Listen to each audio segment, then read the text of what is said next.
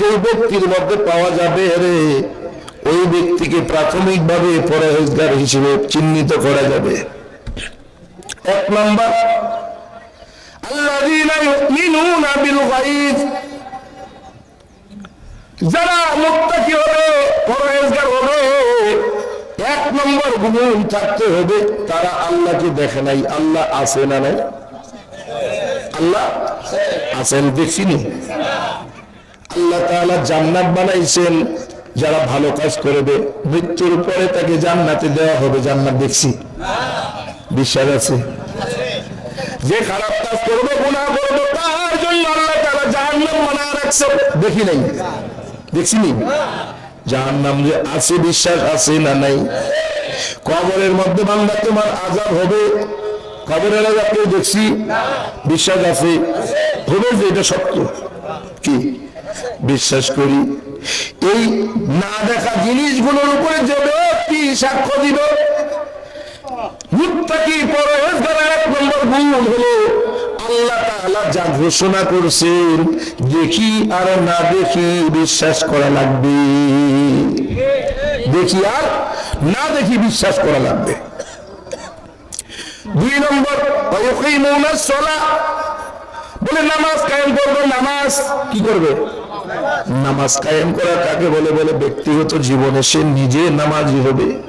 ব্যক্তিগত জীবনে কি নামাজি হতে হবে? ব্যক্তিগত ভাবে সে নামাজ পড়বে, ব্যক্তিগত জীবনে নামাজি হবে, নামাজ পড়বে।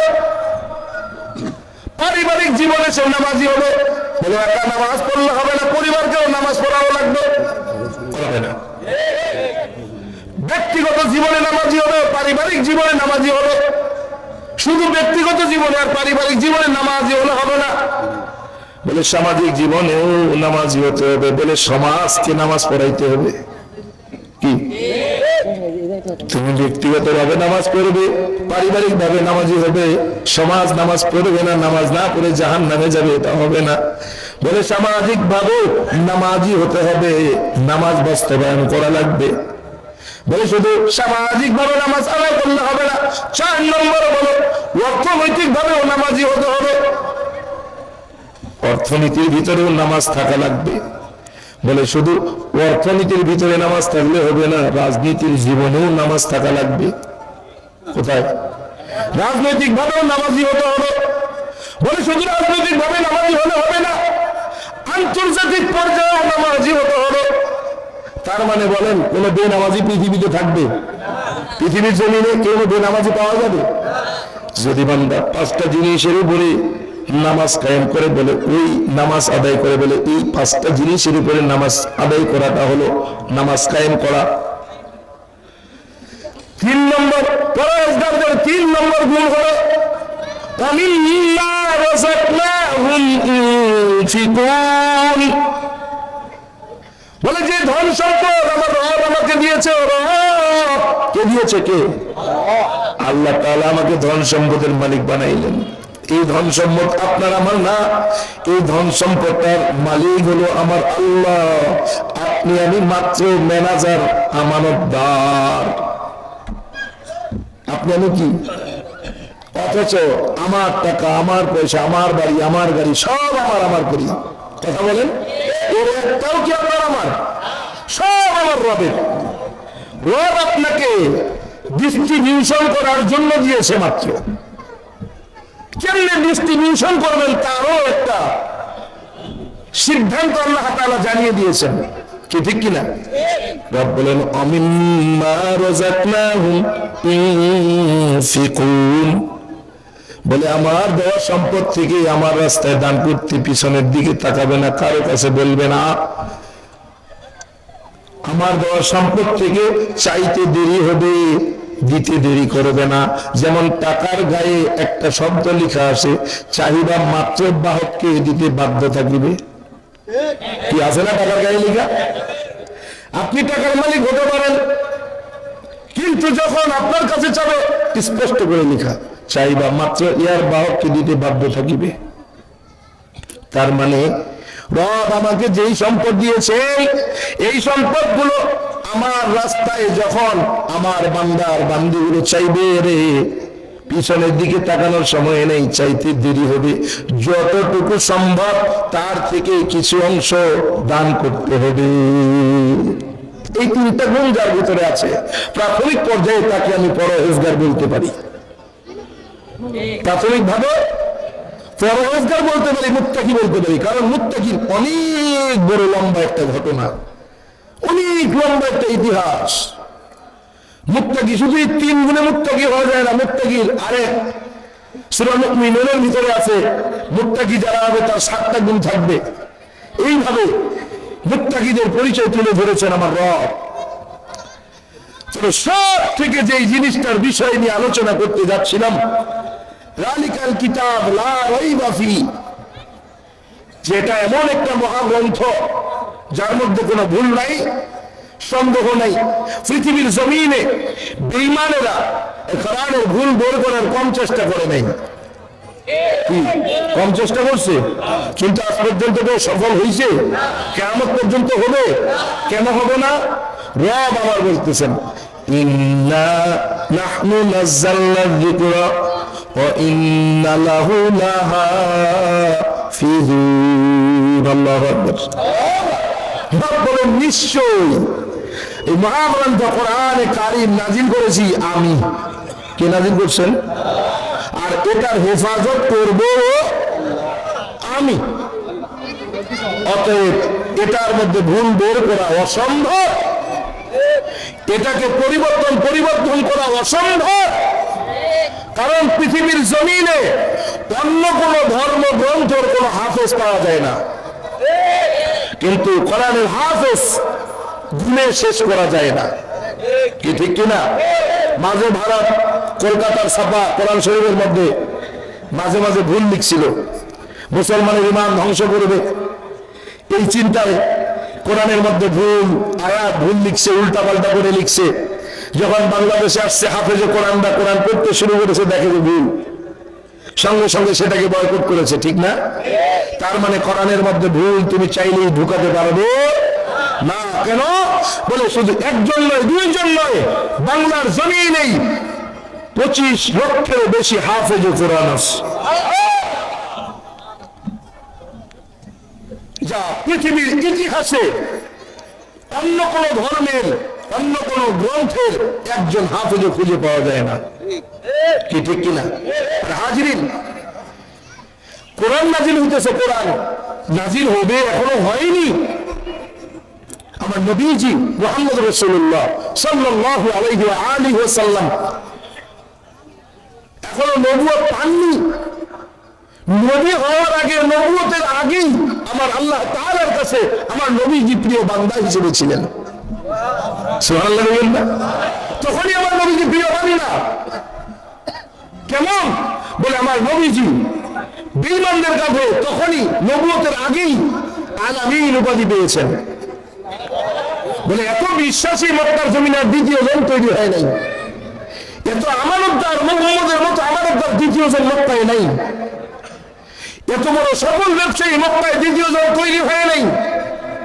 তখনই আমার নবীজি আমার আর রবের কাছে প্রিয় বান্দা হিসেবে ছিলেন। এখনো কোরআন নাজিল হয় নাই, বয়স 23 থেকে নিয়ে 40 পর্যন্ত মক্কার জমিন থেকে উত্তরে 3 মাইল উত্তরে, কত? 3 মাইল উত্তরে জাবালে নূর নামক পাহাড়ে হীরা গুহা নামক গর্তের ভিতরে 610 খ্রিস্টাব্দে 21 আগস্টে 20 রমজান দিবাগত রাতে মহান রব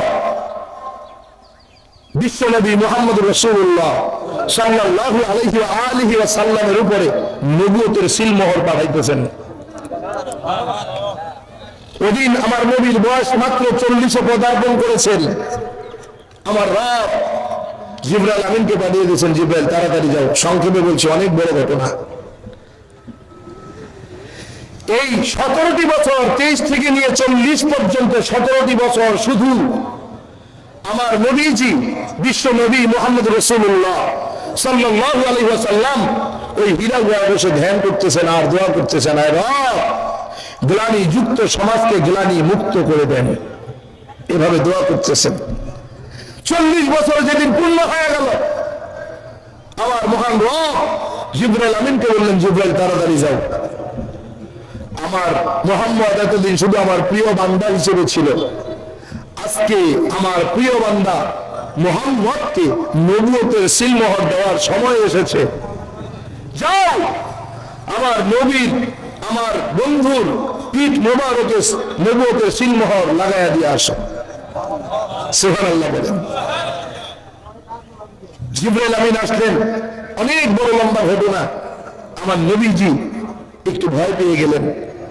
বিশাল আকৃতির একজন ব্যক্তি সামনে আসলেন যখন, তখন তো ভয় পাওয়ারই কথা। বলে কত আকৃতি, কেমন বড়?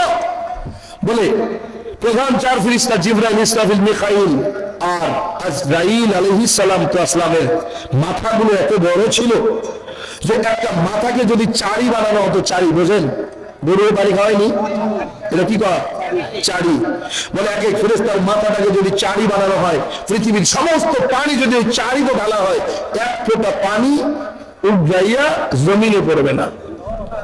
মাথা এত বড়, এত বড় একজন আকৃতি নিয়ে এত বড় এক ব্যক্তি সামনে হাজির হয়েছেন। আমার রাসূল একটু ভয় পেয়েছেন, ডাক দিয়ে বলতেছেন, মান আনতা শায়খ, আপনার পরিচয় কি, আপনি কে? জিবরাইল আমিন বলতেছেন, আমি আনা জিবরাইল, আমি আল্লাহ পাকের ফেরেশতা জিবরাইল, আমি আল্লাহ পাকের বার্তাবাহক জিবরাইল, আমি আল্লাহ পাকের দূত জিবরাইল। বলে কেন আসছেন? বলে মুহাম্মদ, এতদিন তো শুধু আপনি আল্লাহ তাআলার প্রিয় বান্দা ছিলেন, আমার রব আজকে আপনাকে শুধু প্রিয় বান্দা নন, নবী এবং রাসূল হিসেবে কবুল করেছেন। আমি নবুয়তের সিলমোহর নিয়ে আসছি, আল্লাহর নবী।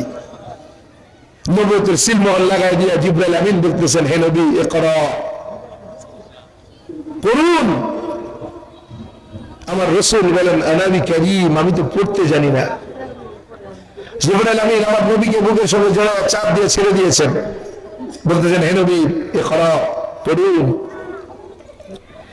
দ্বিতীয়বার বলছেন, আনাবি কারীম, আমি পড়তে জানি না। তৃতীয়বার বলছেন, তৃতীয়বার বুকে জড়ায় চাপ দিয়ে ছেড়ে দিয়েছেন। চতুর্থবার বলতেছেন, হে রাসূল, ইকরা বিসমি রাব্বিকাল্লাযী খালাক, হে রাসূল পড়ুন আপনার রবের নামের পড়া, যিনি আপনাকে সৃষ্টি করেছেন।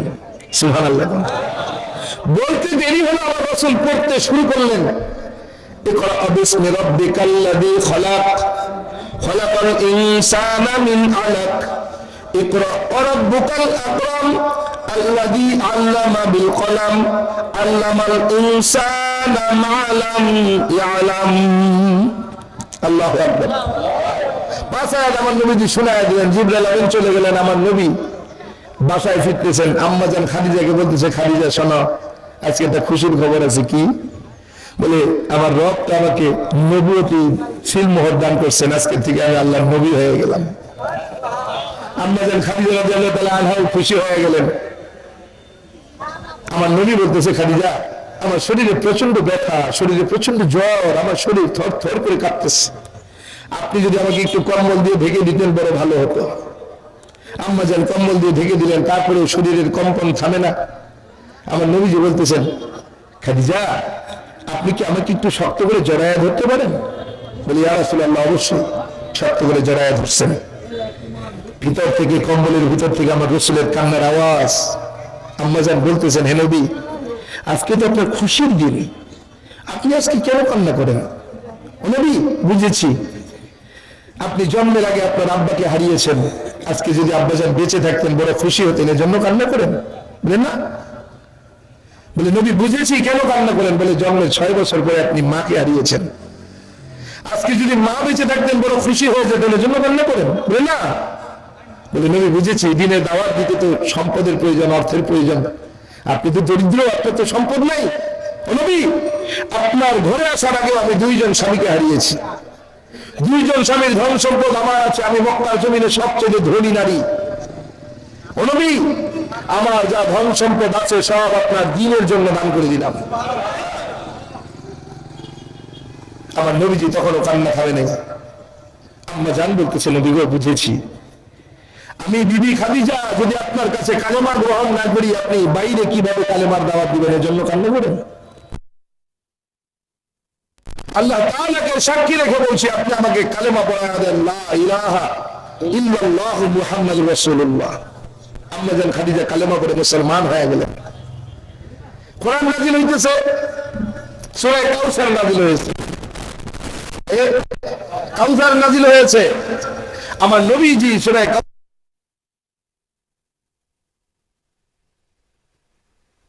আবার পাঁচ দিয়ে হেঁটে হেঁটে যাইতেছে, তাকায় দেখে কি সুন্দর একটা ছন্দ দেখা যায়। এত সুন্দর ছন্দ কে লিখলো রে? বেঈমানেরা বলতেছে, এত সুন্দর কথা কোথায় পেয়ে? বলে জানো না, মুহাম্মদ নাকি আল্লাহর নবী, আল্লাহ তাআলা নাকি মুহাম্মদকে নবুয়ত দান করছে, আর মুহাম্মদের আল্লাহ নাকি আসমান থেকে কোরআন পাঠাইতেছে, এটা নাকি তাদের কোরআন। না না, এটা হতে পারে না, মুহাম্মদ আল্লাহর নবী হবে আর কোরআন পাঠাবে তার উপরে, এটা মানা যায় না। যে মুহাম্মদ জীবনে কোনোদিন স্কুল কলেজ ভার্সিটিতে পড়ে নাই, যে মুহাম্মদ কোনোদিন মক্তবে যায় নাই, মাদ্রাসায় পড়ে নাই, এরকম একজন ব্যক্তির উপরে আল্লাহ কোরআন পাঠাবে কেন? মক্কার জমিনে কি হচ্ছে, জ্ঞানী ব্যক্তি, শিক্ষিত ব্যক্তি ছিল না? বলে না না, বিশ্বাস হয় না। আরে যেই কথা লিখছে, যেই ছন্দ লিখছে, এরকম ছন্দ, এরকম মন্ত্র তো আমরাও বানাইতে পারি, যেহেতু আমাদের ভাষাও তাই। যাও মুহাম্মদ রে বলো, এটা আমরা বিশ্বাস করি না, এরকম মন্ত্র আমরাও বানাইতে পারি। আমার নবীজির কাছে যায়, বলতেছে, মুহাম্মদ তুমি যে কোরআনের কথা বলে, এটা তোমার মন করা কল্পনা কাহিনী ছাড়া আর কিছু হতে পারে না। আরে তোমার উপরে কোরআন পাঠাবে, এটা মানা যায় না। বলে কেন? বলে না, এটা মানা যায় না। বলে এরকম ছন্দ তো আমরাও বানাইতে পারি, তাহলে আমরা যদি এরকম ছন্দ বানায় দেই, আমাদেরও কি নবী হিসেবে স্বীকার করবা? আমার নবীজি একটু চিন্তিত হয়ে গেছেন। আল্লাহ তাআলা বলতেছেন, জিবরাইল আমার দোস্ত, আমার বন্ধু একটু চিন্তিত, যাও আমার বন্ধুকে বলো, চ্যালেঞ্জ আমার বন্ধু যেন না করে, চ্যালেঞ্জ তো আমি করব। চ্যালেঞ্জ কে করবে? আমি আল্লাহ করব। যাও আমার বন্ধুকে জানায়া দাও যে আমি আল্লাহ অলরেডি চ্যালেঞ্জের ঘোষণা দিয়ে দিছি। সুবহানাল্লাহ, অলরেডি কি চ্যালেঞ্জের ঘোষণা দিয়ে দিছি, চ্যালেঞ্জের ঘোষণাটা আমার নবীকে শোনায়া দাও। জিবরাইল আমিন এসে বলতেছেন, নবী চিন্তার কোনো কারণ নাই, টেনশনের কোনো কারণ নেই, আমার ওহী পাঠায়া দিয়েছেন। فإن لم تفعلوا ولن تفعلوا فاتقوا النار التي وقودها الناس والحجارة। আল্লাহ তাআলা বলতেছেন, فإن لم تفعلوا, যদি তোমরা সত্যবাদী হও, তোমরা যদি পারো, কোরআনের সবচাইতে ছোট সূরা, সূরা আল কাউসার, 3 লাইনের একটা সূরা রে, 3 লাইনের একটা ছন্দ তোমরা বানায়া দেখাও। ওয়ালান তাফালু, কখনোই তোমরা তা পারবে না। কে কইছেন? একবার বলতেছেন যদি পারো বানায়া দেখাও, আবার এসে বলতেছেন কি কখনোই তোমরা পারবে না, অসম্ভব। যদি তোমরা না পারো তাহলে কি করবা? আল্লাহ তাআলা বলতেছেন, যদি তোমরা বানাইতে না পারো, ফাত্তাকুন নারাল্লাতী ওয়াকুদুহান নাস ওয়াল হিজারা, ওই জাহান্নামের আগুনকে ভয় করো, যেই আগুন আমি জাহান্নামে জ্বালাবো মানুষ আর পাথর দিয়া। এরপরে মানছেনি? না না, এরকম মন্ত্র বানাইতে পারি। ঠিক আছে, চ্যালেঞ্জ বানাই দিব। বেঈমানটা আবু জাহাল ওই সময়ের সব থেকে বিশ্ববিখ্যাত কবি, সাহিত্যিক, গবেষক, লেখক, দার্শনিক, পণ্ডিত, পুরোহিতরে দাওয়াত দিছে, কয় দুপুর বেলা আমার বাড়িতে আসবা, মুহাম্মদ যে কোরআনের কথা বলে, যেই কোরআনের কথা বলে, যেই ছন্দ শোনায়, এই ছন্দটা বানায়া দিবা, এরকম ছন্দ বানায়া দিবা, পারবা? বলে হ্যাঁ। দুপুর বেলা আমার নবীজিকে দাওয়াত দিয়েছে, এই মুহাম্মদ দুপুর বেলা আমার বাড়িতে আসবা। ঠিক আছে। বেঈমানটা কবিরের পাশে নিয়ে বইয়া অপেক্ষা করতেছে, আমার নবী কখন আসবে। আমার নবীকে দেখে না, কবি বলতেছে মুহাম্মদ আসবে না। আবু জেহেল কয় না, মুহাম্মদ যখন কথা দিছে রে অবশ্যই আসবে, দেরি করবে না। হঠাৎ তাকায় দেখে একজন হাইটা হাইটা আসতেছে, দেখা যায়। কেবল আন্দাজ করছে যে এটা তো মুহাম্মদের মতোই লাগে, মুহাম্মদ হতে পারে, এতটুকু আন্দাজ হয়েছে। পাশের কবি লাফ দিয়ে উঠে দাঁড়ায় গেছে। সুবহানাল্লাহ। ভয় পেয়ে গেছে। আবু জেহেল কয়, দাঁড়ালি কে, দাঁড়াইছো কারে? কয়, লিডার, মনের মধ্যে অশান্তি, কেমন জানি পেরেশানি লাগতেছে। আবার আমার নবী যখন সামনাসামনি চলে আসছেন, ওই বেঈমান কবি লাভ দিয়ে দাঁড়ায় উঠে কয়, লিডার ঘটনা কি? কয়, তুই দাঁড়াইছো কে? কয়, দেখি মুহাম্মদের দেখে পেরেশানি আরো বাড়ছে। কয়, যখন সামনাসামনি এসে আমার নবীজি চাচা আবু জাহেল সালাম দিয়েছে, তৃতীয়বার বেঈমান কবি লাভ দিয়ে দাঁড়ায় গেছে। আবু জাহেল কে, দাঁড়াইছো কে? কয়, জানি না, মনের ভিতরে কেমন জানি পেরেশানি কাজ করতেছে, বসে থাকা যায় না। কয়, মন্ত্র বানাইছো নি? কয়, শুরু করব? বলে হ্যাঁ। বলে, মুহাম্মদ অপেক্ষা করো, আমি যে কবি সাহিত্যিক নিয়ে আসছি, তোমার ওই রকম মন্ত্র হাজারে হাজারে লাখে লাখে বানাইতে পারে। কয়, ঠিক আছে। শুরু করছে, না হয় না, কাগজ ফুরায় যায়, কলম ফুরায় যায়, না হয় না, হয় না, হয় না, হয় না, হয় না, হয় না। শেষমেশ একটা লাইন বানাইছে। কয়েক লাইনে তো কোনো ছন্দ হয় না, ছন্দ বানাইতে কমপক্ষে 3 লাইন লাগে। 3 লাইনের কমে কোনো ছন্দ হয় না। 3 লাইনের পরে 4 লাইনেও ছন্দ হয়, 5 লাইনেও ছন্দ হয়, 6 লাইনেও ছন্দ হয়, কিন্তু 3 লাইনের কম হলে কোনো ছন্দ হয় না। ওই কবি সাহিত্যিক একটা লাইন বানাইয়া বলতেছে, মুহাম্মদ 3 লাইনের কোনো ছন্দ হয় না রে, বরং একটা লাইন হয়। যেই লাইনটা হয় তোমার ছন্দের সঙ্গে 4 লাইন বানাইয়া ছন্দটা সুন্দর বানানো যায়। বলে, কেমন? ওই বেঈমান কবি বলতেছে, মুহাম্মদ যেই ছন্দটা আমরা পড়ছি শুনছি, ওই ছন্দটা ছিল এমন, ইন্না আতাইনাকাল কাউসার ফাসাল্লি লিরাব্বিকা ওয়ানহার ইন্না শানিআকা হুয়াল আবতার হাদাল কালামি লাইসা মিনাল বাশার। আল্লাহু আকবার। এক লাইন বানাইয়া 3 লাইনের সঙ্গে 4 লাইনের ছন্দ প্রমাণ করে দিয়ে পেশ করলেন। বলে, এই একটা লাইন যে লিখছে এটাও বেঈমানদের পক্ষে যায় না, এটাও আমার নবী মুহাম্মদের পক্ষে। বলতেছে, হাদাল কালাম লাইসা মিনাল বাশার, এটা কোনো মানুষের লিখা কল্পনা কাহিনী ভ্রান্ত ধারণা নয়, এটা সরাসরি আসমানের মালিক আল্লাহ তাআলা থেকে নাজিল হওয়া। গোলাম, পৃথিবীর জমিনে কেউ কোরআনের ভুল বের করতে পারে নাই, কিয়ামত পর্যন্ত আর কেউ কোনোদিন পারবেও। কেমন?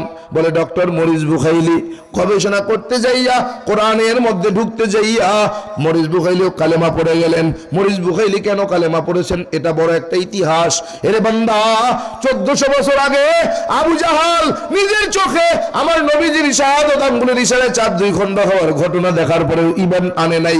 কিন্তু 1400 বছর পরে Neil Armstrong, Edwin Aldrin, Michael Collins, 3 ইসলামের ইতিহাসের দার্শনিক চাঁদের ভিতরে পৌঁছাইয়া, চাঁদের ভিতরে যাইয়া চাঁদ 2 খণ্ডের নমুনা দেখা জমিনে এসে কালেমা পড়ে মুসলমান হয়েছে। ও বলেন, লম্বা কথা বলছি না, পৃথিবীর জমিনে বড় বড় বড় বড় বড় বড় দার্শনিক কবি সাহিত্যিক যত আসছে রে, যারাই কোরআনের ভুল বের করতে চেষ্টা করেছে, কোরআনের ভুল তো বের হয়ই নাই, বরং নিজেদের ভুলগুলো ধরা পড়ে পড়ে নিজেরা কালেমা পড়ে মুসলমান হয়েছে। অসংখ্য ভাব নাই। ভারতের জমিনের ডক্টর শিব শঙ্কর স্বরূপ,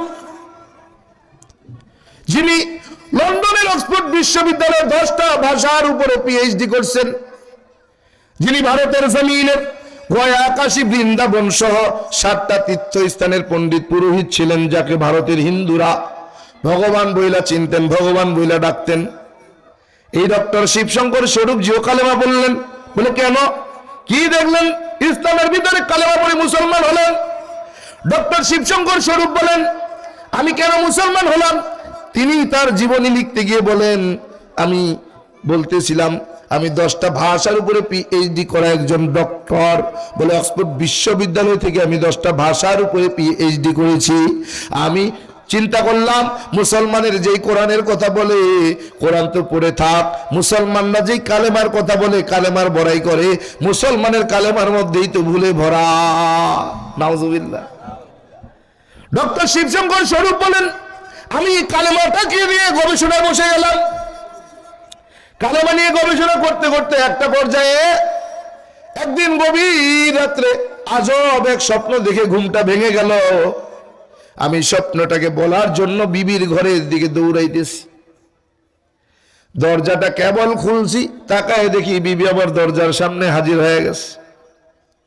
বলে কি ব্যাপার, এত রাত্রে কেন ঘুম থেকে উঠছ? বলে স্বামী, আমি এক আজব স্বপ্ন দেখছি, বলার জন্য আপনার কাছে আসলাম। আমি তো আপনাকে ডাকি নাই, কেমনে বুঝলেন আমি আপনার দরজার সামনে আসছি রে? বলে বিবি, আমিও একটা আজব স্বপ্ন দেখেছি, বলার জন্য তোমার কাছে যাইতেছিলাম। ওদিকে পাশের রুম থেকে মেয়েও দরজাটা খুলে বের হয়ে গেছে। ডাক দিয়ে তাকায় দেখে বাবা আর মা এক জায়গায়। বলে ভালো, বড় ভালো হলো তোমরা দুইজন এক জায়গায় আছো কেন? বলে বাবা, আজব এক স্বপ্ন দেখলাম, ঘুমটা ভেঙে গেল। বলে কি স্বপ্ন দেখেছো? মেয়ে ডাক দেয়া বলে, বাবা আপনি বলেন, আপনি কি স্বপ্ন দেখেছেন, কেন আপনার ঘুম ভেঙে গেল? ডক্টর শিবশঙ্কর স্বরূপ বলে, আমি যখন স্বপ্নের ঘটনাটা মেয়ে আর বিবির কাছে বলতেছিলাম, একজন আল্লাহর বান্দা, একজন মুসলমান, মাথায় তার টুপি ছিল, তার মুখে কোকড়ানো কোকড়ানো কালো মিচমিচে লম্বা লম্বা দাড়ি ছিল, পরনে সাদা ধবধবে একটা লম্বা জামা ছিল। ওই ব্যক্তিটা আমাকে ডাক দিয়ে বলে, শিবশঙ্কর স্বরূপ, স্বর্গে যদি যেতে চাও, নাজাত যদি পাইতে চাও, যে কালেমার ভুল বের করার জন্য বসেছো রে, ওই কালেমাটা পড়ে মুসলমান তুমি হয়ে যাও।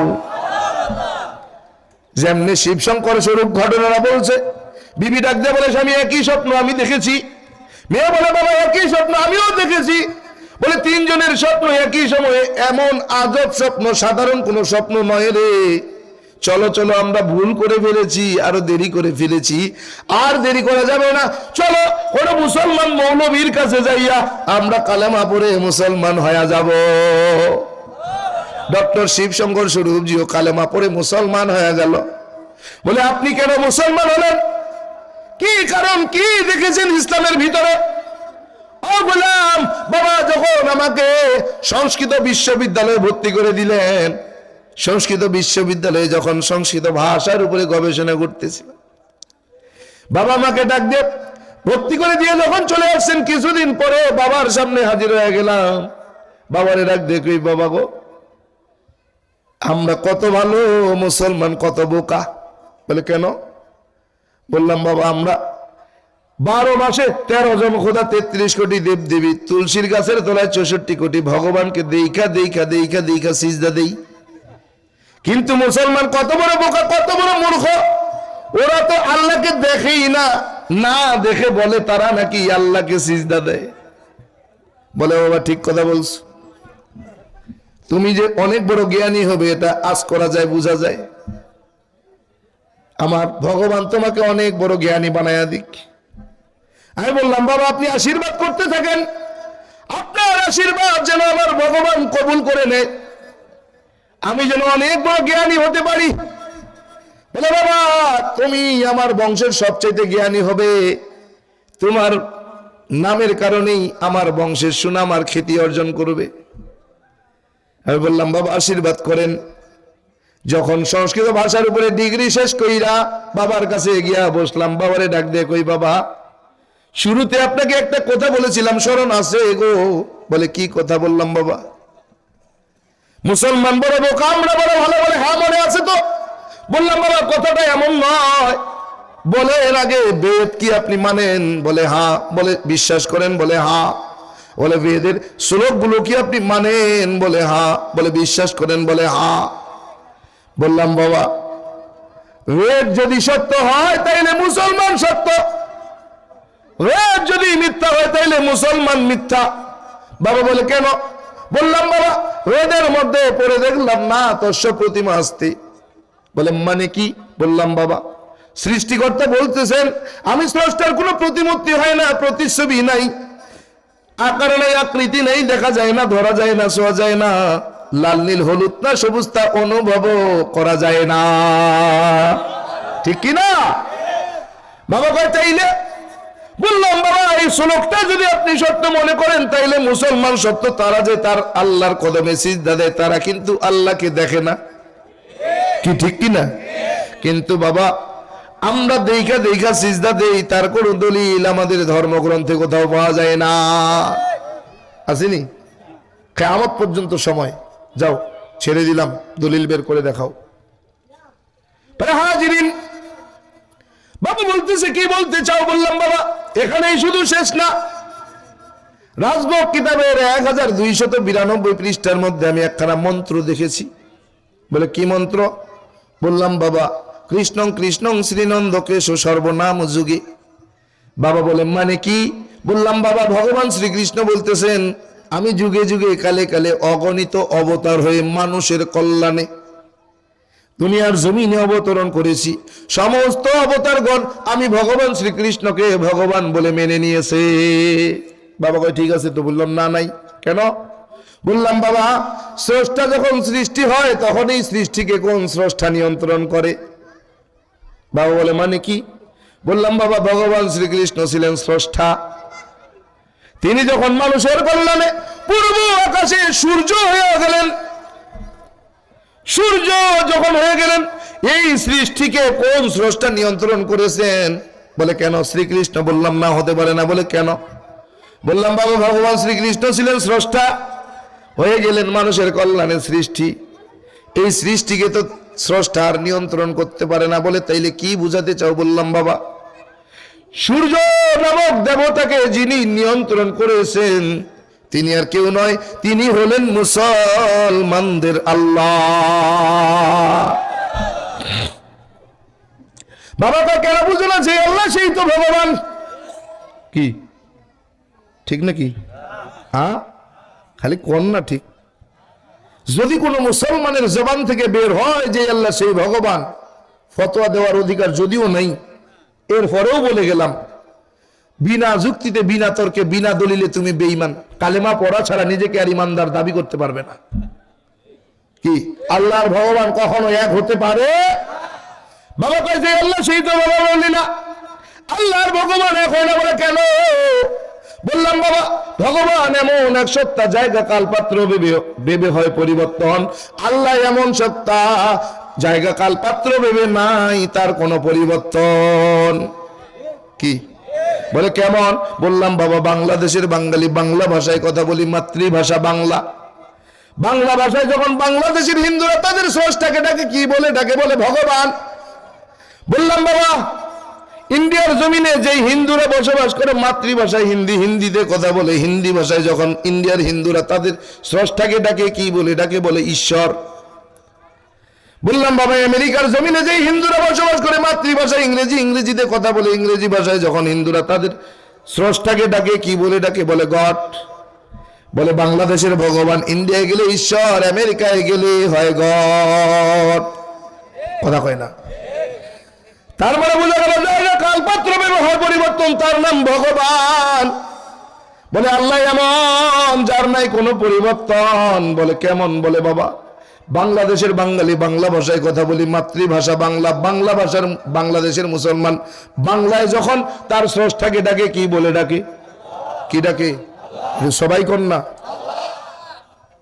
ইন্ডিয়ার জমিনে যে মুসলমানরা বসবাস করে মাতৃভাষায় হিন্দি, হিন্দিতে কথা বলে, হিন্দি ভাষায় যখন মুসলমান গুলো তার স্রষ্টাকে ডাকে কি বলে ডাকে? আমেরিকার জমিনে যে মুসলমান বসবাস করে ইংরেজিতে কথা বলে, মাতৃভাষা ইংরেজি, ইংরেজি ভাষায় যখন আমেরিকার মুসলমান তার স্রষ্টাকে ডাকে কি বলে ডাকে?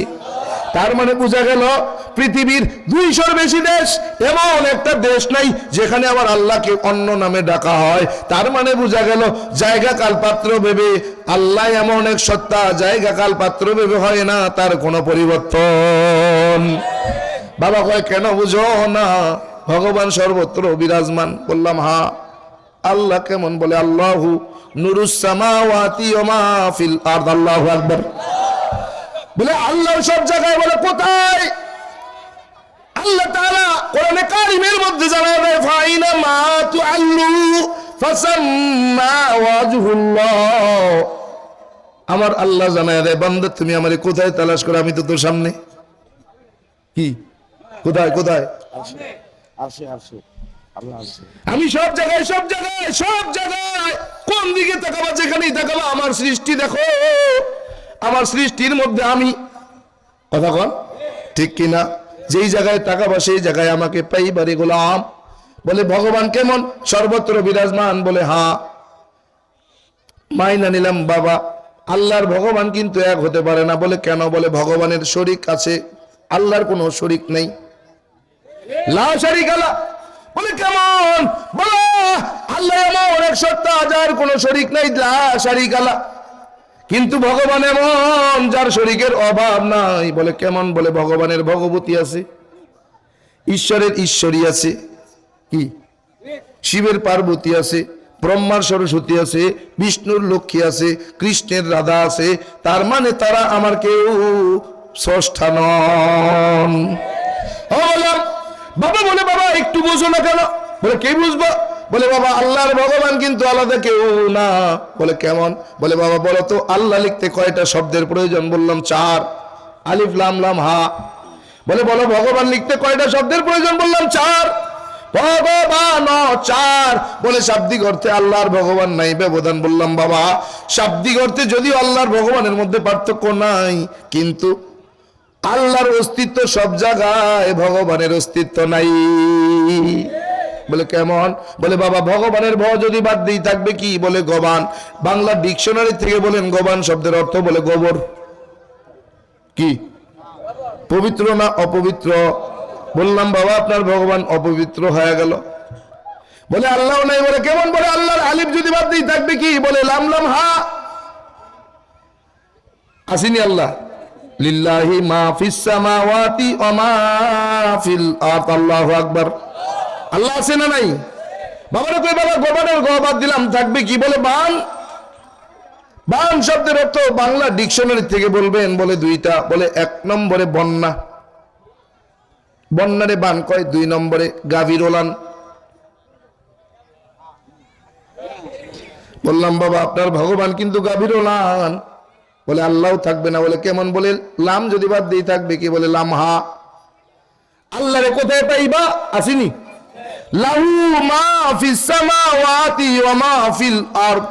আল্লাহু আকবার। আল্লাহ আসেনি? আসেনি। আল্লাহ এখনো আছে।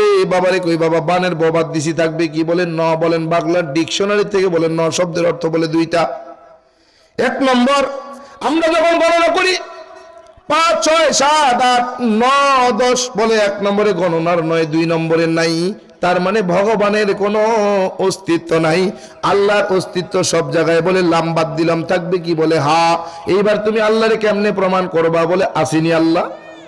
হুয়াল্লাহুল্লাযী লা ইলাহা ইল্লাহু। আল্লাহু আকবার। আল্লাহ আসেনি? আল্লাহ এখনো আছে, এখনো আছে। বলে এখনো আছে, কিয়ামত পর্যন্ত থাকবে। শুরুতেও ছিলেন, শেষেও থাকবেন যিনি, তিনি হলেন আমার আল্লাহ। ঠিক কিনা? বলে হাজিরিন বাবা বলে কি বুঝাতে চাও? বললাম বাবা এখানেই শেষ না। বলে কি আছে? সংক্ষেপে বলছি। বলে উত্তরায়ণ বেদটা খোলেন। উত্তরায়ণ বেদের মধ্যে একখানা মন্ত্র পাওয়া যায়, ডক্টর বেদ প্রকাশ উপাধ্যায় যার ব্যাখ্যা করেছেন কল্কি অবতার নামক কিতাবের 33 নম্বর পৃষ্ঠার মধ্যে উত্তরায়ণ বেদের এই মন্ত্রের ব্যাখ্যা করেছেন ডক্টর বেদ প্রকাশ উপাধ্যায়। তিনি বলেন লা ইলাহা ওয়ার্তি পাপম ইল্লু ইলাহা পরম পাদম জন্ম বৈকুণ্ঠ অপরিণতিত জপিনা মুহাম্মদ। বাবাই ডাক দেয়া বলে অর্থ কি? বললাম ডক্টর বেদ প্রকাশ উপাধ্যায় বলেন 2টা অংশ এই মন্ত্রের মধ্যে শ্লোকে। 1 নম্বর শ্লোক, এই 2টা অংশের ভিতরে 1 নম্বর অংশ। প্রথম অংশে আছে লা ইলাহা ওয়ার্তি পাপম ইল্লু ইলাহা পরম পাদম। যদি তুমি পাপ থেকে মুক্তি পাইতে চাও, পাপগুলোকে পুণ্যের দ্বারা পরিবর্তন করাতে চাও, বলে 12 মাসে 13 জন খোদা, 33 কোটি দেব দেবী, তুলসীর গাছের তলায় 64 কোটি ভগবান সার লা ইলাহা ইল্লু ইলাহা নামক কালেমা পড়ে মুসলমান ধর্ম গ্রহণ করো। 2 নম্বর জন্ম বৈকুণ্ঠ পরিণতি তজপিনা মুহাম্মদ। আর মৃত্যুর পরে যদি বৈকুণ্ঠ নামক স্বর্গে তুমি যেতে চাও, যেই স্বর্গে গেলে ক্ষুধার যন্ত্রণা থাকবে না, যেই স্বর্গে গেলে পানির পিপাসা লাগবে না, যেই স্বর্গে গেলে গাছের পাকা ফল ছোটায় খেতে কেউ নিষেধ করবে না, যেই স্বর্গে গেলে কোনোদিন তোমার বয়স বাড়বে না, যেই স্বর্গে গেলে কোনোদিন তুমি অসুস্থ হবে না, যেই স্বর্গে গেলে কখনো তুমি মারা যাবে না, যেই স্বর্গে গেলে আবার দুনিয়ায় ফিরে আসা লাগবে না, ওই স্বর্গে যদি যেতে চাও এমনি যাওয়া যাবে না। অপরিণতিত জপিনাম মুহাম্মদ। বলে মুহাম্মদের জীবন আদর্শ তোমার জীবন আদর্শ বানাও। এই দুইটা কাজ করলে তুমি হিন্দু না। তার ভাষ্য, সত্যিকারের যদি হিন্দু হতে চাও তাহলে এই দুইটা কাজ করো। যদি এই দুইটা কাজ তুমি মেনে নিতে পারো তাহলে সত্যিকারের হিন্দু তুমি হয়ে গেলে। এখন হিন্দু হতে গেলে কিভাবে থাকবে, কি করতে হবে সেটা বোঝো কি, ঠিক না? যদি তুমি সত্যিকারের হিন্দু পরিচয় দিতে চাও তাহলে এই দুইটা অংশ মেনে নাও। মেনে নিলেই তুমি হিন্দু পরিচয় দিতে পারবা। তার মানে কি সে আর হিন্দু থাকলো না মুসলমান হয়ে গেল? তার মানে সে আর 12 মাসে 13 জন খোদা মানবে? সে এক আল্লাহ তাআলাকে মানবে, কি ঠিক কিনা? পেরা হাজিরিন, এ পর্যন্ত আমি গুনাহগারের হাত থেকে 2 শতাধিক 200-র অনেক বেশি অমুসলিমেরা কালেমা পড়ে মুসলমান হয়েছে। এমনি এমনি হয়েছে না, বুঝছেন না? শুন না, হ্যাঁ বুঝছা শুনে না? হাজিরিন, যদি কোনো সময় হয় ইনশাআল্লাহ তাআলা চেষ্টা করব। তবে কোরআন যে সত্য এর মধ্যে কোনো ভুল আছে? এর মধ্যে কোনো সন্দেহ আছে? কোরআন সত্য, কিয়ামত পর্যন্ত এটা সত্যই থাকবে। এই কোরআনের মধ্যে কোনো ভুল নাই, কিয়ামত পর্যন্ত কেউ ভুল বের করতে পারবে না ইনশাআল্লাহ, কি ঠিক কিনা? পৃথিবীর সমস্ত লেখকের লেখনীর মধ্যে ভুল থাকতে পারে, কিন্তু আমার রব যে লেখনী লিখেছেন সেই লেখনের মধ্যে কোনো ভুল থাকতে পারে না। বলে হাজিরিন, আজকে আমরা ওয়াদা করতে পারি যে হুজুর আমরা তো আসছি এখানে, আলোচনাও শুনলাম। হাজিরিন, যদিও আলোচনার পূর্ণাঙ্গ আলোচনা করার সময় স্বল্পতার কারণে সম্ভব নয়, হাজিরিন আপনাদের কাছে যদি আমি কিছু চাই দিবেন, পরহেজগারের পরিচয় দিতে পারবেন? পরহেজগার হতে পারবেন ইনশাআল্লাহ? পরহেজগারের প্রথম পরিচয় কি? আল্লাহ তাআলা অদৃশ্যে যা বানিয়েছেন, ঘোষণা দিয়েছেন কোরআনের ভিতর দিয়ে, তা আমরা বিশ্বাস করব, কি ঠিক না? পারবো ইনশাআল্লাহ? রাজি আছি তো? পারবো? কারা কারা পারবো একটু দেখি। নারে তাকবীর, নারে তাকবীর, নারে তাকবীর। আল্লাহ তাআলা অদৃশ্যে বানিয়েছেন, আমরা জানি না, দেখি, কিন্তু কোরআনে বলেছেন, আমরা বিশ্বাস করেছি। কি? আল্লাহ আমাদের কবুল করেন, বলেন আমিন।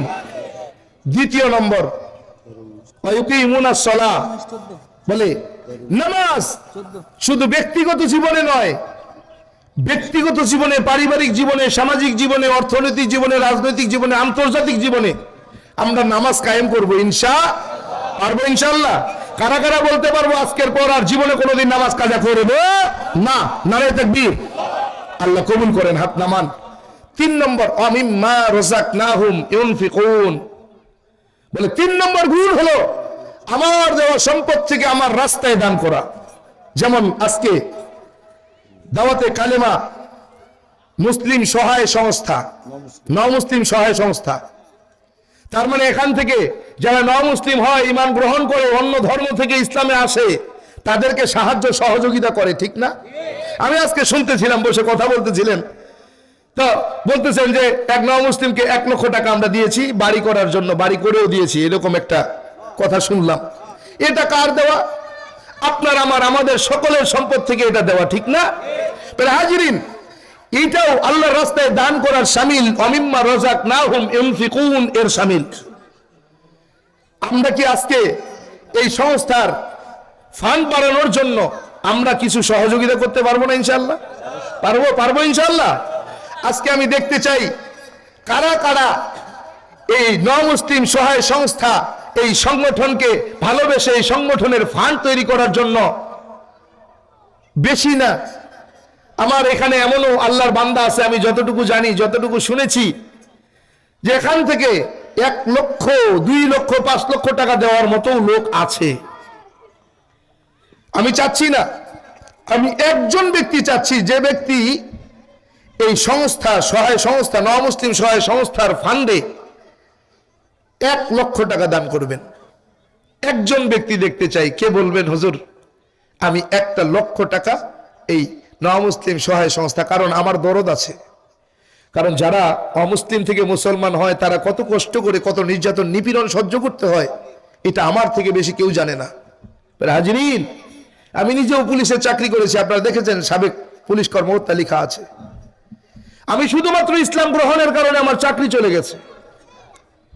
যে মানবেতর জীবন যাপন পার করেছি আজকে এ পর্যন্ত আসার জন্য, সেই কষ্টের কথা যদি আপনাকে বলি, আপনি চোখের পানি ধরে রাখতে পারবেন না। বিবাহ করেছি মাত্র 3 মাস, চাকরি চলে গিয়েছে। ওই সময়ের অবস্থা কেমন? কিচ্ছু নাই, 2 টাকা কাপ চা, এই 1 কাপ চা কিনে খাবো সেই টাকাও আমার পকেটে নাই।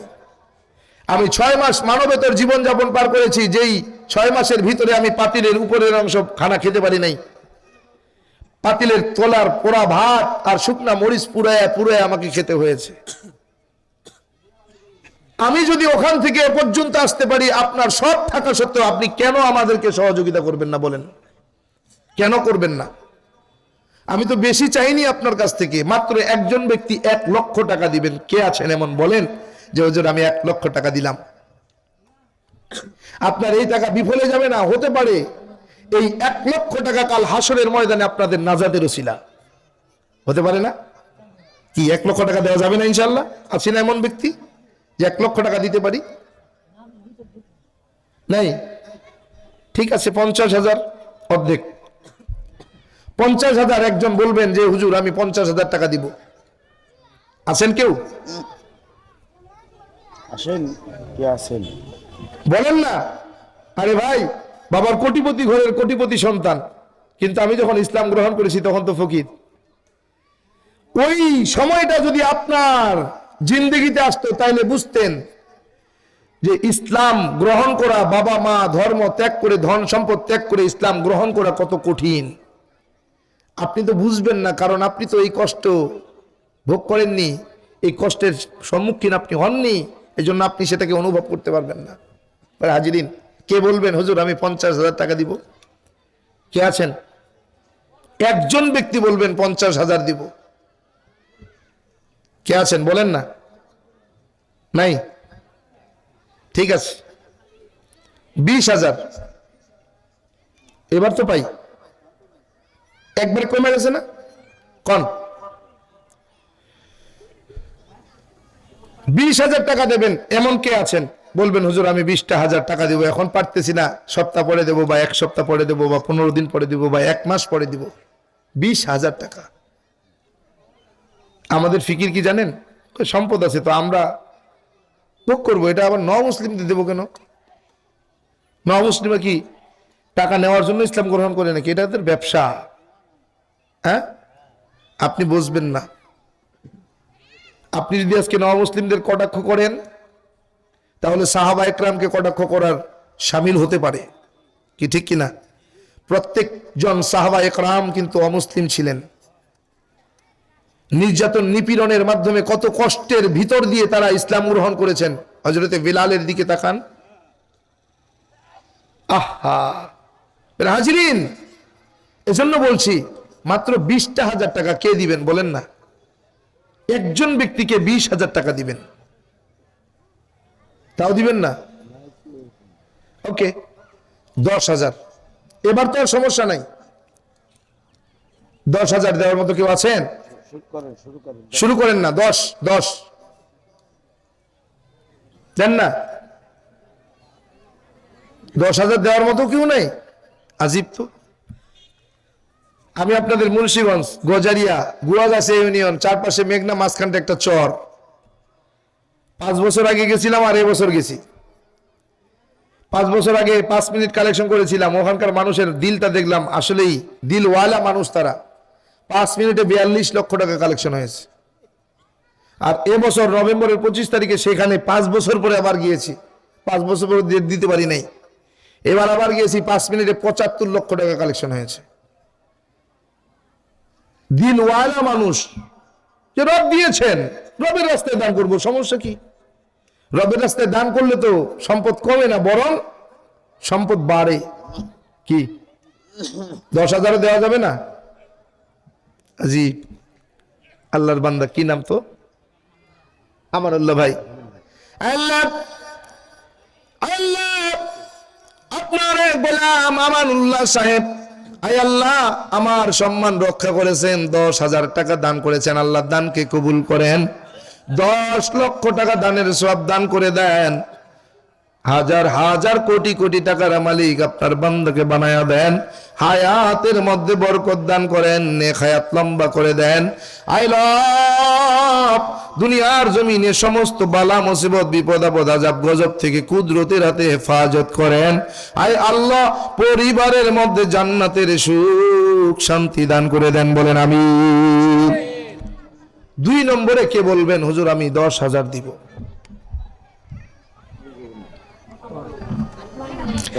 রেজাউল করিম ভাই টেঙ্গুড়িয়া, না টেঙ্গুড়িয়া পাড়া, 10,000 টাকা বলেন মারহাবা। আয় আল্লাহ দানকে কবুল করেন, 10 লক্ষ টাকা দানের সব দান করে দেন। আমানুল্লাহ সাহেব নগদে 1,000 টাকা দিয়েছেন আর 9,000 বাকিতে, আল্লাহ দানকে কবুল করে নেন। আয় আল্লাহ রেজাউল করিম সাহেবকে কবুল করেন, আল্লাহ হাজার হাজার কোটি কোটি টাকার মালিক বানায়া দেন, মনের নেক আশা পূরণ করে দেন। ডাক্তার হায়দার আলী ভাতকুরা 10,000 টাকা আল্লাহ দানকে কবুল করে নেন, জানে মালে বাড়ায়া দেন, হাজার হাজার কোটি কোটি টাকার মালিক বানায়া দেন। উঠবেন না, দোয়া করে যান না। ছোট্ট একটা বাচ্চা ছেলে মাসুম, আল্লাহ 500 টাকা দিয়েছেন, দানকে কবুল করে নেন। ভাতকুরার নাসির ভাই 1500 টাকা। আয় আল্লাহ যারা দান করতেছে দান করবে দিয়ে দেন, 1,000 2,000 500 দেন, 5,000 5,000 2,000 1,000 500 100 200 যা আছে দেন, দিয়ে দেন, যা যা পারেন দেন, দ্রুত দিয়ে দেন। ভাতকুরার মেন হাসে 1,000, ভাতকুরার মিন হাসাব 1,000 আল্লাহ দানকে কবুল করেন, জানে মালে বাড়ায়া দেন। কি নাম বাবা? আয় আল্লাহ আপনার প্রিয় নামের তালিকায় আব্দুল্লাহ, ছোট্ট বাচ্চা আল্লাহ আব্দুল্লাহ 500 টাকা দিয়েছেন, দানকে কবুল করেন। ইব্রাহিম ভাই 1,000 টাকা আল্লাহ দানকে কবুল করেন। আর এক আল্লাহর বান্দা 100 টাকা দিয়েছেন, আর 100 টাকা দিয়েছেন, আল্লাহ দানকে কবুল করেন। আসেন না, তাড়াতাড়ি আসেন, তাড়াতাড়ি। 300 টাকা ফেরত দেন, আছে খুচরা? আয় আল্লাহ তাআলা কি নাম? তালামিয়া, মোহাম্মদ তালামিয়া 200 টাকা আল্লাহ দানকে কবুল করেন। আব্বাস মিয়া 500, আল্লাহ আব্বাস মিয়া 500 টাকা আল্লাহ দানকে কবুল করেন। 2 ভাই আল্লাহ আপনার একটা নাম মিলে 200, যে যা পারেন তাড়াতাড়ি দেন। জি, আর কেউ যাবেন না, কিছু কথা আছে, 500 টাকা আল্লাহ দানকে কিছু কবুল করেন। গুরুত্বপূর্ণ কথা আছে, সকলেই থাকবেন। আজিজ আব্দুল আজিজ সাহেব 500 টাকা দান আল্লাহ কবুল করেন। আল্লাহ আপনার এক বান্দা 100 টাকা দিয়েছেন, আরেক বান্দা 100 টাকা দিয়েছেন, দানকে কবুল করেন। আল্লাহ আপনার আরেক বান্দা 500 টাকা দিয়েছেন, দানকে কবুল করেন, জানে মালে বাড়ায়া দেন, মনের নেক আশা পূরণ করেন। আপনার এক বান্দা দিয়েছেন, দান করেন, কবুল করেন। আল্লাহ আল্লাহ আপনার আরেক বান্দা 100 দিয়েছেন, আরেক বান্দা 100 দিয়েছেন, দানকে কবুল করেন, জানে মালে বাড়ায়া দেন, মনের নেক আশা পূরণ করে দেন। এই চাদর নিয়ে নামেন না, চাদর দেন, একটু রুমাল দিয়ে দেন। কি নাম? যারা দিবেন দেন, এখানে দেন দেন দেন। খোরশেদ আল্লাহ আপনার বান্দা খোরশেদ আলম সাহেব 500 টাকা আল্লাহ দানকে কবুল করেন। আপনার আরেক বান্দা 100 টাকা দান করেছেন, আল্লাহ দানকে কবুল করেন, জানে মালে বাড়ায়া দেন। আল্লাহ আপনার আরেক বান্দা 100 টাকা আর 200 টাকা দিয়েছেন, আল্লাহ দানকে কবুল করেন, জানে মালে বাড়ায়া দেন, মনের নিয়ে আশা পূরণ করেন। সকলেই দান করে যাবেন, সকলেই দান করে যাবেন, যে যা পারবেন। 10 টাকা 20 টাকা 50 টাকা 100 টাকা যে যা পারবেন দেন দেন। নাদিয়া বড় দেলওয়ার হাজী সাহেব আল্লাহ আপনার ঘরের মেহমান 500 দিয়েছেন, আল্লাহ দানকে কবুল করেন। নাম গো লাগছে না, আল্লাহ আপনার এক বান্দা গোপনের নাম ছাড়া দান করেছেন, নাম ছাড়া আপনার বান্দার নামটা জান্নাতের খাতায় উঠায় দেন। মাশাআল্লাহ মাশাআল্লাহ। এই সংস্থায় হাতে হাতে আপনারা যেটা দিয়েছেন 1.5 লক্ষ টাকা কালেকশন হয়েছে, আলহামদুলিল্লাহ বলেন। আলহামদুলিল্লাহ। পিতামাতার জন্য দোয়া চাইছেন, সুলতান মাস্টার সাহেব আল্লাহ 500 টাকা দান করেছেন, দানকে কবুল করেন, বাবা মাকে মাফ করে দেন। আচ্ছা আল্লাহর এক বান্দা, আপনার এক বান্দা নাম বলবেন, হাফেজে কোরআনের বাবা, আল্লাহ দানকে কবুল করেন। আব্দুল কালাম হাজী সাহেব আল্লাহ দান করেছেন, দান কবুল করেন। আল্লাহ এক ছোট্ট বাচ্চা দান করেছেন, আল্লাহ দানকে কবুল করেন, জানে মালে বাড়ায় দেন। ওইটা দেন তো, ওইটা দেন বাবুটা। আল্লাহ আরো এক বান্দা 100 টাকা দিয়েছেন, দানকে কবুল করেন। ছোট্ট বাচ্চা 50 টাকা দিয়েছে, আল্লাহ দানকে কবুল করে নেন, জানে মালে বাড়ায় দেন, মনের নেক আশা পূরণ করেন। আমরা আপনার আরেক বান্দা 50 দিয়েছেন, আফজাল হোসেন সাহেব 500 টাকা দিয়েছেন, দানকে কবুল করেন। মহিলাদের মা বোনদের টাকা, মাশাআল্লাহ আলহামদুলিল্লাহ, অনেক টাকা দিয়েছে মা বোনরা, মাশাআল্লাহ। কি নাম? আল্লাহ আপনার আরেক বান্দা 200 টাকা দিয়েছেন, দানকে কবুল করেন। আপনার আরেক বান্দা দিয়েছেন, দান করেছেন, দানকে কবুল করেন। আচ্ছা, তো শেষ করেন। জি, আপনি শেষ করেন তাহলে, শেষ করেন। এ পর্যন্ত যা বলেছি, যা শুনেছি, আল্লাহ তাআলা আমাকে আমল করার তৌফিক দিয়ে দেন, আমাদের সকলকে আমল করার তৌফিক দিয়ে দেন। ওমা আলাইনা ইল্লাল বালাগ। আসসালামু আলাইকুম ওয়া রাহমাতুল্লাহি ওয়া বারাকাতুহু।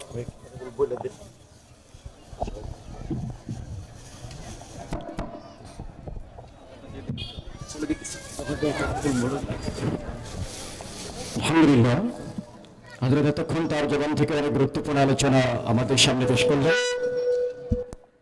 কথাগুলোকে বুঝার এবং আমলে বাস্তবায়ন করে আল্লাহ তাআলা আমাদের সকলকে তৌফিক দান করুন।